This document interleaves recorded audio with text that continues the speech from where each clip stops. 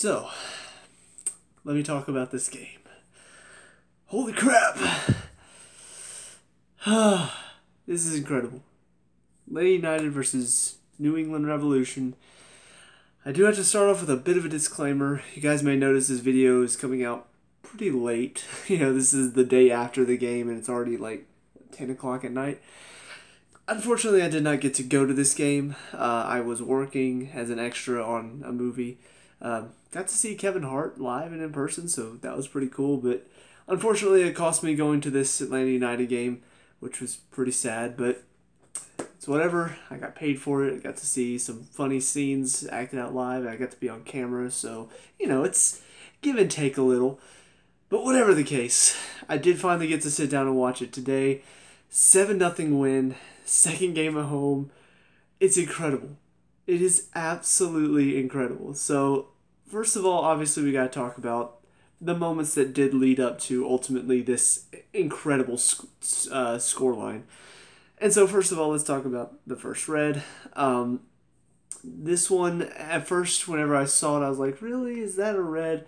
But the more you look at it and the more you watch it and just watch, I guess, what exactly happened, it's definitely a red. It's honestly, the more I watched it, the more I realized this could possibly, I don't know how bans work in the MLS compared to the Premier League, but this could possibly be more than a one-match ban. This could be 3. Because not only is the first challenge easily worthy of a straight red, he just, the ball is on the other side of Yamil, and the guy just straight up studs down the back of his calf. I mean, that alone is worthy of a red. You can't, there's no place in the game for that. You should not be studs up on the back of somebody's calf at any point. And especially when the ball is not even near that area. So that alone is worthy of a straight red. But then afterwards, Yamil is hobbling, and then he reaches out to poke it away. As he's doing that, the guy goes into him and kind of trips over him. And then as he's tripping, you can see in slow motion, his foot even goes back a little bit, like he's trying to kick out at him. I'm just like, did this guy just lose his mind for a second? Because that first challenge is stupid, and then you go and you try to kick out at him after you've already run into him. I mean, just the stupidity from this guy. I mean, obviously as an Atlanta United fan, it's hard for me to know much about these players and who they are. But if I were a New England fan, I'd be pissed at that guy because that was a stupid decision from him. It was already showing a little bit their frustration. They're trying to be very physical, trying to knock a lot of our players around to sort of knock them out of their rhythm. But there's one thing to be a physical and aggressive team. It's another thing to go beyond that and do what this guy did. So, in my opinion, it should probably be more than 1 game ban. I'm not going to say he deserves 10. But 3, honestly, would probably be a just punishment for what he did. Second thing to talk about is the first penalty that was given. The only reason I really want to talk about this one, not because I disagree with the call, but honestly, it should have been a card, and I don't know why it wasn't. It's strange to me because you watch it, and it's very clear that the guy puts his arm out. He clearly throws it out there deliberately to block the shot, and no card. It's not a red card because it's not necessarily going to be a goal, but yeah, that's a deliberate handball. It should be a yellow. He made a save as a defender. So that was strange to me that he didn't get a yellow. But then you go to the second penalty that was given and the subsequent second red card that was given. And in my opinion, this one was kind of harsh. Obviously as an Atlanta United fan, I'm going to be like, oh, straight red all day. Get him out of here. He blocked a goal. But you really look at it from kind of a neutral standpoint. As somebody who understands the game and how it's played, the guy has slid in to block the shot and his arm has gone up. Not necessarily in a natural position because in no point should your arm be here. It would be one thing if your arm was out and it hits it there. That's kind of debatable. But his arm was up here. Clearly a penalty, no doubt about that. But to say it's a straight red, I think is pushing it a little too far. Mainly because I'm going to defend him on 2 points here. One, I think, not deliberate. You can tell it wasn't like the shot came in and he put his arm up there. He had already slid in with his arm coming up, and then that's when it hit it. So it's not deliberate. In my opinion, if it's not a deliberate handball, it shouldn't be worthy of a red. Even if it is blocking a goal, I think if it's not deliberate, it shouldn't be a straight red. The straight red should be reserved for the ones where the shot comes in, it's clearly going to be a goal, and the guy throws out his hand to block the shot. That's different. This one didn't feel like it was deliberate. And then on top of that, just the fact there's already something in place called double jeopardy where if you're making a challenge for the ball in a like a one-on-one situation, your goalkeeper slides in trying to win the ball but gets the player instead to the point where he was in on goal if he had made it past the keeper. If he's making a genuine attempt on goal, you can't give him a red for that. You can only give him a yellow. I think the same thing should apply to a handball. If it's going to be in a situation where it's a deliberate handball, that's a red. But if it's not a deliberate handball, I think that should be kind of a similar thing. It should be just a yellow, no red there. So I will say they're a little bit hard done by the second red card. But at the same time, you really think about the fact that this is the first time that we've gotten a beneficial call at home from a referee. Most of the time we're on the road and we were getting just crap referee calls because the home fans are in their ear and just he's constantly calling for the home fans. We didn't really get that most of the time. We got a few beneficial calls here and there, but for the most part, we got bad calls just the same as the other team. This is the first time that the home crowd has really influenced the referee to give a harsher card than what was deserved. And honestly, at this point, we were already 2-0 up. This would make it 3-0, and then second red. Obviously the game was already put to bed at this point. I just say it was a little bit unfortunate for them because now they've lost that guy for the next game. But I don't know. They may look at that and say, maybe that's not really a red card. But anyway, talked enough about that stuff. Let's talk about the individual performances. I do want to mention real quick the lineup. It's the same lineup as the one on Sunday. I'm a little bit, I guess, upset by that, mainly because this is a chance to give a few other guys a chance in the team and give some of these first-team starters a rest. Now, I realize we had quite a bit of a break recently, but at the same time, you look at them and you say, well, this is going to be 3 games in 7 days. That's a lot to play. Actually, 3 games in 6 days almost.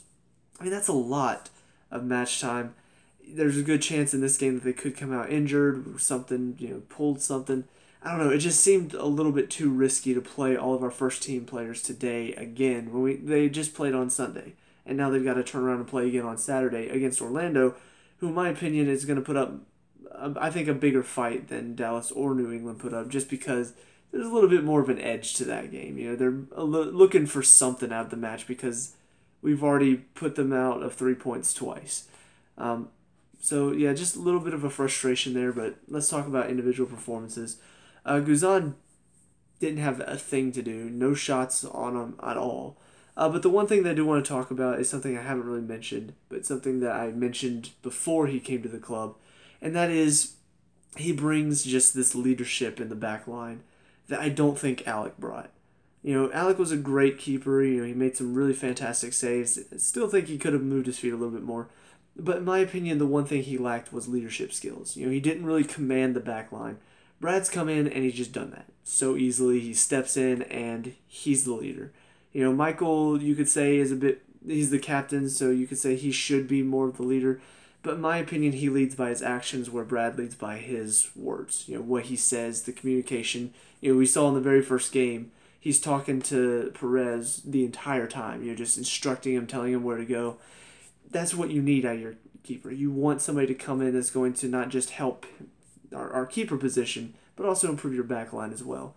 And he's done that. The past few games, we've given up only a few goals. I don't think we've given up 2 goals in a game since he's come in. I think. I may be wrong about that. Correct me if I'm wrong, but I don't think we've given up more than 1 goal a game. So, that's very impressive. We kept 2 clean sheets now at home, too. So I just think he's done wonders for our back line that I just don't think Alec really brought to the table. On the right side, Anton again, once again doing a pretty solid job. I'll say his distribution tonight was a lot better than I've seen it. Just looking for those passes down the line to Tito, really combining with him a lot more. Still didn't see him hit any crosses tonight. He hit like 1 low cross that maybe somebody should have been on the end of, and then 1 cross that went over everybody again. So his crossing still needs work, but I liked his forward distribution, his working with Tito. It really did improve our right side a lot. It's a side that hasn't really been very effective going forward. Mainly it's been Greg and Yamil combining with Miguel in the middle to really do some damage down the left side. But then you get it to our right side, and unless Tito can get past the defender, most of the time we don't create anything on the right side. So tonight there was a little bit more creativity from him, and I do appreciate that. On top of that, his defensive work is still just really top notch from what I've seen so far. So it's good to know that we still have a very good quality defender in Anton. Into the middle, again, Michael and Perez, both of them doing a pretty solid job. Perez is going to be out for the next game already because he got his fifth yellow tonight, but also, maybe the head injury keeps him out for maybe a little bit longer. Hopefully not, because he has stepped up in the past 2 games. He's been very solid, where before I was very concerned about him. I'm worried about his liability back there. He's still a little bit naive, but like I said, Brad's come in and just changed his game to where he's a little bit more confident now. You see him on the ball and you think he knows what he's doing. He has a plan. He's not just out there having to react to everything. So, yeah, I hope the head injury isn't too bad, but tonight they were kind of bystanders as well. The only thing they really had to do is just keep possession. They rarely had to put in a challenge. And then on the left side, Greg, still getting caught out a couple times, but it didn't really hurt us tonight. But I love the intensity going forward. I love seeing a fullback who's just willing to get up in the attack and help out however he can, because you don't really see that very often anymore. Most fullbacks, they want to just defend, and if they get up in the attack, most of the time it's they get up, but then instantly they're back after they make one pass. And so to see that we have a fullback who's not only willing to get up and help out, but he actually wants to be involved in the attack. He does not want to just be up for one run and he's done. I love that. Yes, he does get pulled out because of that sometimes, but it's still nice to know that we have that extra bit of attack going forward. Carlos and Jeff in the middle together again. Just same old, I guess, from both of them. Jeff, very solid, very strong in the midfield, breaking down a lot of plays that could have led to something. Carlos, a few moments of just bad challenges, reaching for the ball instead of breaking down, but still a pretty creative player in the midfield, distributes very well. I do like them both. I have had my problems with Carlos in the past, though. So going forward, hopefully they can continue to hold down that midfield, but I still want Carlos to be a little bit more, I guess, calm and composed instead of flying into everything. And then up the same front three with Martinez up top. Yamil on the left side. Pretty solid game from him. Still lacks that composure at times, almost like Carlos, except where Carlos lacks the composure to make a challenge, Yamil lacks the composure to make a pass. Just a few too many times where he's given away the ball in a somewhat dangerous situation. But as I always say, the one thing that he does make up for with that is he works very hard to win the ball back. And you will see that occasionally from Miguel or Tito, but most of the time, he's the only one that you see that is always doing it. He never shuts off. So I still do appreciate that hard work from him, but at the same time, you still want him to make good passes and not give the ball away. Miguel in the middle, very creative again. The play between him and Joseph to set up the first goal within the first 2 minutes was just brilliant. Joseph lays the ball into him, he turns, waits for him to start his run in behind, and then just slots him in so easily. He makes everything look so easily whenever he plays. I will say his temper needs a little bit of work, because we did see that one guy was going into him a little bit near the end of the game, and his temper did flare up, and he started to get involved in stuff that he really shouldn't be involved in, because there's no reason to. We're up 6-0, and then by the end of the game we're up 7-0, and he's still trying to, he's going in studs up on me. Let the referee deal with that. You just keep playing. You deal with that part of it. We don't need to lose you because you lost your head for a moment. Now, that being said, this is really the only second time that I've seen him be like this. But if teams see that and they see, maybe that's a weakness we can exploit, I want to know that he's not going to lose his head, that he's going to be able to keep his composure and stay in the game as well. So, but all in all tonight, he's still very, very effective player. Love watching him play. He's such a creative and exciting player to watch. I think the main difficulty and the main frustration going forward is, will we be able to keep hold of him? Because there's no doubt that clubs from Europe are definitely going to come knocking. Tito on the right side, very involved. Like I said, he and Anton combined a lot more tonight than I have seen. Um, Still, the main problem for him is just he's a little selfish. Instead of trying to find a pass, his first instinct most of the time is to try to dribble. Now, that being said, it was a bit better tonight. I did see a lot more of he's trying to dribble to open up space or for a cross instead of a shot. But there still are moments where you see he kind of gets a little bit one track mind, and he's just like, I'm going to do this myself. I've got this. And it does lead to a couple of lost chances, and we keep possession, then it goes to him, and then he tries to dribble and then loses it. But all in all, I still like the work ethic from him. I still love watching him, just constantly going, and then getting himself a goal at the end of it all really works out too. And then finally, Joseph up top gets himself a hat trick. Did a really, really good job just overall. His work off the ball, everything he did was just very, very for the team. Yes, there were a couple moments where you could tell he was trying to get another goal for himself, but you could see that he was trying to work with people around him. He wasn't trying to do everything himself. He was trying to combine play with other people, and that's what you want to see out of your forward. There have been a couple games, namely DC and Philadelphia, where it felt like he was trying to do it all himself. It felt like he was all focused on himself, wasn't really making runs to help other people. Last night, it wasn't that. It was very focused on the team. He was trying to work with the players around him to create space for them. He's making a run. He doesn't get the ball, but it's opened up space for somebody else to make the run. So I don't know. I think he was a little bit less selfish than I've seen him last night, and it opened up space for so many more goals. Clearly he still wants to score, and what striker doesn't? Every striker wants to try to get the golden boot. They want to try to get as many goals as they can by the end of the season. But at the end of the day, you have to know it's not just about me. It's about the team. And if we weren't up like 6-0, I'm sure his mindset would not have been, I need to score. Probably would have been looking to try to help somebody else score if it means that's what it takes to win. But honestly, at the point we were at, yeah, you do kind of expect him to say, we're already up by a ton. I don't really need to pass it to somebody else. I can try to find it my own. But yeah, I really do like the work that he's been putting in the past couple of games, because it's been doing wonders for the people around him up top. It's been opening up so much space for them. So it's great to watch.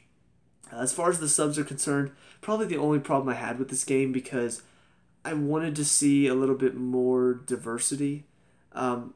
Chris McCann came in, which, he's kind of been one of our subs, between him and Julian. They're kind of the two subs that normally come in every game. And so you do want him to get some time, because he does need to improve outside of just being a good player, but not really a special player. There's nothing that differentiates him from anybody else on the field. So you do want him to find that niche that makes him something special. We have him out there because of this. So you do want him to find that, but at the same time, I don't know, I just wanted to see some other people get some time. The other two subs that came on, Kevin Kratz, great to see him get some more time again, because like I said, I really like him as a player. I think he works very hard defensively, attacking, and he plays very simple. He doesn't try fancy stuff. He doesn't try difficult passes. He just keeps everything, I'm going to pass it to you. You can pass it out wide. We just keep the ball moving. It's simple. It's very... Simple is not a bad term here. It's good, in my opinion. I prefer to keep it simple than give the ball away because we're trying to be too fancy. And then the last one was Mears. This one I didn't even understand. I'm just like, why? Why are we bringing him in? Honestly, we don't really need him. Not that, obviously we don't really have a backup right back outside of, we have Anton back there, and then we have Tyrone, and then that's it. So, yes, he is our backup right back right now, but I don't know. I don't really know what the thinking was there. I would have loved to see Brandon get some more time. Honestly, I don't know why we didn't put Andrew Carlton on the bench for this one. Why not? Why not possibly give him a chance? Because he would have been great to throw him in. Halftime we're 4-0 up. It would have been great to let him get a full half in. I don't know. That's the only disappointing part about it for me, is that we had the chance to give a couple young players a chance to play. especially in an environment that's not that difficult. But instead, he just goes with a typical sub, one of the subs that I actually did want to see, and then the older guy that's the backup right now. So I don't know. It just seemed a little bit weird, but whatever the case, let's talk about each of them. Chris came on, did fairly well, put in a few really good crosses. I don't know if he can play fullback, but it seemed like he was doing okay. Obviously, he wasn't really challenged defensively, so I don't know if he can handle that part of the game. But as far as the attacking aspect goes, he seemed like a pretty solid, up and down the wings, and just put in a pretty decent cross with his left foot. I didn't even know he was left-footed. I always thought he was right foot, but I guess I learned something new. Kevin came on, scored himself a goal, brilliant free kick, and it just kind of solidifies the fact for me that I want to see him in more. The fact that he can not only do everything that I love seeing him do, the simple play, the hard work, but on top of that, he can hit a nice free kick. I really want to see him in more. I want to see him in to see what else he's capable of. Because honestly, at first I thought, okay, maybe he's just a hard worker. He battles. I like to see that. But then all of a sudden I saw the ability to just pick out simple passes and keep possession. I'm like, I like that. And now I find out he can hit free kicks. I'm like, what else can he do? He just keeps on surprising me every single time he gets on the field. And then the last one, Mears. At the point he came on, it was very late in the game, so not a whole lot of time to impact much. But he came on, moved Anton into the middle. I don't know if that's what we're going to see against Orlando, is Mears on the right and Anton in the middle. Honestly, I'd prefer to see Bobby Boswell. I can't remember his first name now. I'm sure I'll be on a first name basis with him by the next game, because we're all on first name basis here. But I would love to see him get a shot because from what I hear, he's a very solid, experienced defender. So it would be nice to see him and Michael in the back and see what they can handle together. But it looks like he's probably going to go with you got your experienced defender and then you got your young, pacey defender. So probably going to be Michael and Anton in the middle, and probably that means Tyrone on the right. I'd love to see, not Bloom. Who's the other one? Oh, Mikey Ambrose. I'd love to see him get a chance because from what I've seen from him, he seems like an exciting young player who's pretty solid defensively as well. So I'd like to see him possibly get a chance over Tyrone, but I doubt that's going to happen. But that's just my preference going into the next game. But yeah, as far as the next game is concerned, we got Saturday coming up. It is only a few days after this past one, but I probably expect to see the same starting lineup. If they're able to do it, I guess keep putting them out there. Even though I do want to see some rotation, I do want to see some tired legs getting rested. As far as I can tell, it seems to be working so far. So yeah, go ahead and put the same lineup out. As far as the Perez situation is concerned, I don't know what he's going to do. I guess if I had to choose, I probably would want to see Anton and Michael in the middle with Greg and Mikey on the left and right. If I had to guess what he's going to do, it's probably going to be that, except instead of Mikey, it's probably going to be Tyrone. But whatever the case, I'm looking forward to Saturday. Looking forward to packing out the stadium. I will be there for this one, no doubt. Okay, maybe a little bit of doubt if traffic or something, I don't know. But I'm going to do my best to be there because let's make history, guys. It's going to be awesome. We're going to break the record.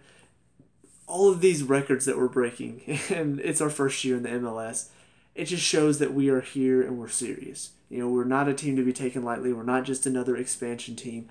We are an MLS team, and we are here to stay. We're here to just take this league by storm and hopefully bring the league up along with us. It's not something where we just want to be the best and that's it. Honestly, as a football fan, I want to see it grow in America. I want to see, I would love one day to see us have kind of like Premier League championship where teams can get relegated. We've already got kind of a major league and a minor league type thing where we've got the MLS and then we've got the NPSL where those teams, a couple of them are vying to try to get into the MLS next year or 2 years from now. So you can see where the potential is already there, but the league still hasn't grown enough. There's still those weak links. There's still those teams. Minnesota comes in first year there after being in the NPSL forever, and they're just not good enough. There's a lack of quality. You can see from that amateur league, semi-pro league to the professional league. We've got to get that quality a little bit tighter, because if not, I mean, it's just going to be, oh, you make it up and then you're back down, and then you're back up and then you're back down. So I don't know. I want the league to grow overall. I want the talent as well to grow, because this should be a league that players want to come to, not just because, oh, let's just head to the U.S. and party, because we're retiring. I want players like Miguel, like Joseph. I want them to come here and be like, no, this is a good league to play in. The places we travel to play, the locations, some of them are very fun. A lot of variety in where you play. I don't know. I just feel like this could really benefit the MLS in the long run. So that's about it for me. I know I rambled a little bit there at the end, but I'm just really, really getting excited for what we're going to do by the end of the season. Got a lot of games coming up, but I'm looking forward to a lot of wins as well. So let me know what you guys think down in the comment section below. What were your thoughts on the game? Who's your man of the match? Let me know what you talk about and discuss, all that good stuff. Leave a like and subscribe for future Atlanta United reviews. See you guys in the next game. Peace out.